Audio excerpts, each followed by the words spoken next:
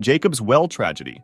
It's November 23, 1983, and two students from Texas State University, named Richard and Clark, are about to enter Jacob's Well, an underwater hole that leads to an underwater cave. This hole seems relatively shallow, around 25 feet, and many people try to touch the bottom and then come up. However, this is just a deceiving appearance because it actually leads to another underwater cave with 3 chambers. The first 2 are relatively open and easy to get through, but the third one has a really small squeeze to get into it. If you manage to squeeze through, you'll enter a room that is 10 feet tall, and you'll see a really small hole at the farthest edge, too small to pass through. This small tunnel was just 2 feet in diameter, and 2 years prior, 2 people died in it because after they managed to get through, a rock slide filled with gravel blocked them inside. Now, getting back to our 2 students, they were fairly experienced in normal diving, but not in cave diving, and they were trying to get their instructor certification in open water diving. Their instructor, Don, was an incredibly skilled and experienced diver, and he was the one who removed the 2 bodies we just talked about. He used to constantly warn everybody to stay away from Jacob's Well since it's deadly, and he even tried to cover up the small hole that leads to the 4th chamber with some cement. But other divers reopened it and left a message that said, "You can't keep us out." Don himself almost died in Jacob's Well. When he tried to enter the 4th chamber, a gravel slide trapped him in the tunnel. He almost resigned himself to death. His tank was empty, and he had swallowed some water when his survival instinct kicked in, and he started rapidly moving until he cleared enough gravel to escape. When he did, he saw his diving colleague extending a regulator for him to breathe. As he started resurfacing, the air inside his body expanded until he reached almost 4 times his normal body size. By the time he broke the surface, he was screaming in pain. His belly was huge because his stomach had completely ruptured. These stories caught the attention of Richard and Clark, who wanted to take a look for themselves, even though they didn't really know much about cave diving. On November 23, 1983, they went into Jacob's Well and reached the 3rd chamber, where the small hole was located. Richard removed his tank to get through the hole and started going in while holding his tank. When Clark removed his own oxygen tank and tried to get in, he saw Richard's face and noticed Richard didn't have the tank with him anymore and was suffocating. Clark quickly reached for the regulator and gave it to him, letting him breathe again. They started passing the regulator back and forth as they made their way out, and somehow they managed to get through the tight squeeze of the 3rd chamber. They then began making their way toward the exit until a terrifying sound caught their attention, a clank from their oxygen tank. Not only did this mean they'd hit a wall with the tank, so they were going the wrong direction, but it also meant the tank was almost empty. They realized they'd run into the false chimney in the 1st chamber, a tunnel that looks like it leads to the surface, but is actually a dead end. Clark managed to swim back to the surface and gasped for air after covering an incredible 75 feet in a single breath. Unfortunately, the same can't be said for Richard, who remained behind and drowned. When Clark called the police for assistance, Don the instructor himself showed up and was stunned to see his students there.